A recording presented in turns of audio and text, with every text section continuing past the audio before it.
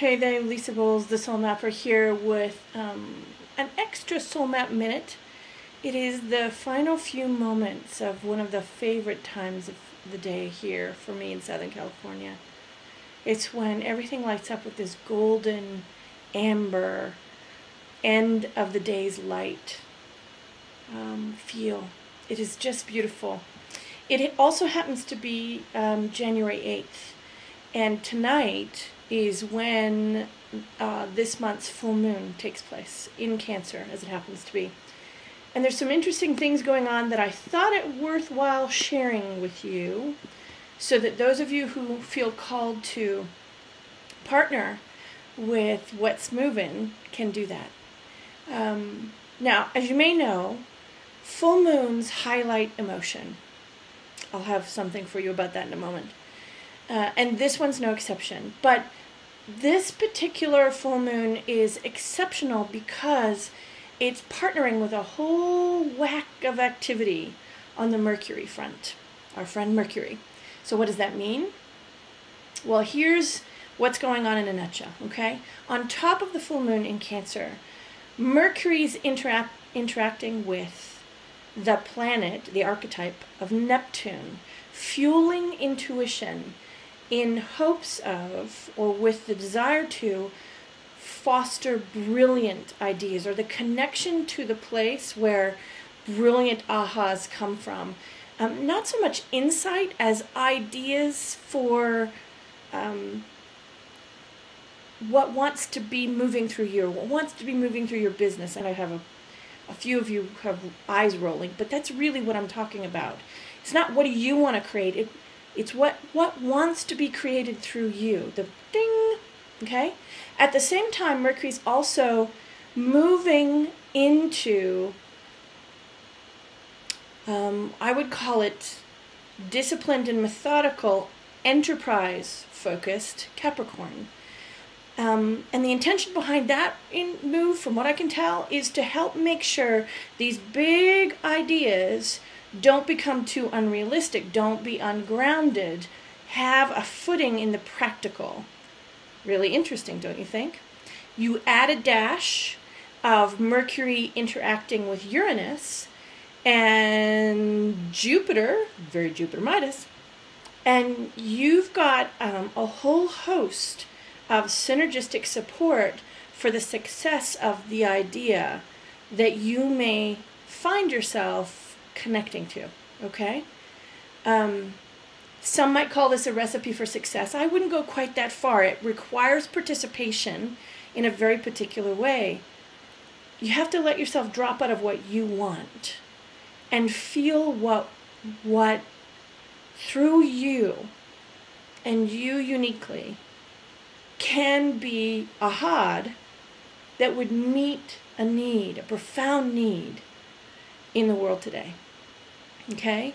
Not to get too serious and not to get too impractical either. It's kind of this really interesting paradoxical balance between and practical. Hope that makes sense. The missing piece of all of this is the secret sauce of you. So if you really want to work with this energy, there's a couple of things that I want to leave you with that might be really helpful. One, take inventory, a loose sort of inventory. You might even want to write it down. There's power in writing things down. Of your unique talents, capacities, ways of being in the world, so that you can be present to those things.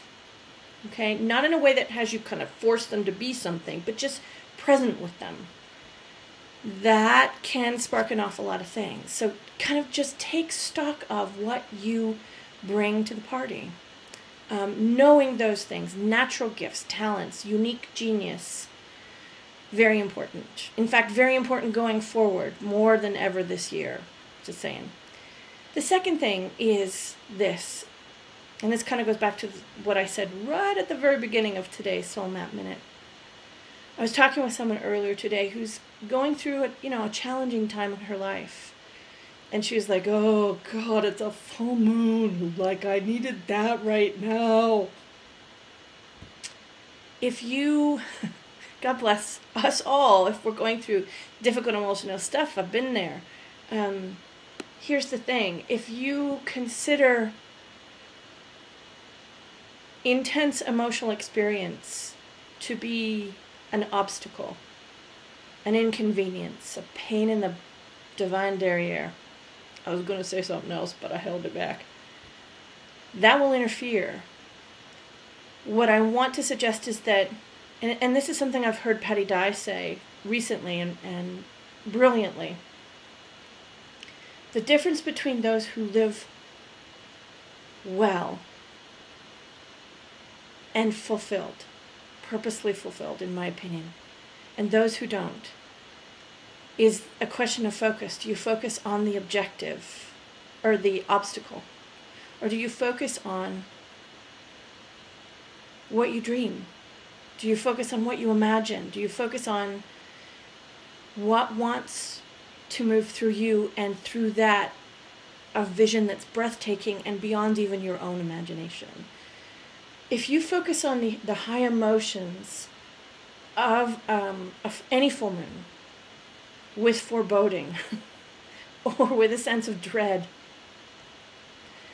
but if you lean into the feelings, partner with them so they help sharpen your deepest sense of what longs to be, then the vision, the imagining of what could come, and the idea that could pop as a result, it is my deep belief that the more we practice living that way, the more naturally through each one of us, as is appropriate to us, what the world needs most right now and in the days to come will come. So for your own sake, lean into this practice. Keep it in mind. It's an opportune time, but practice it regardless. And happy full moon in Cancer, y'all. This is Lisa Bowles, the Soul Mapper, signing off.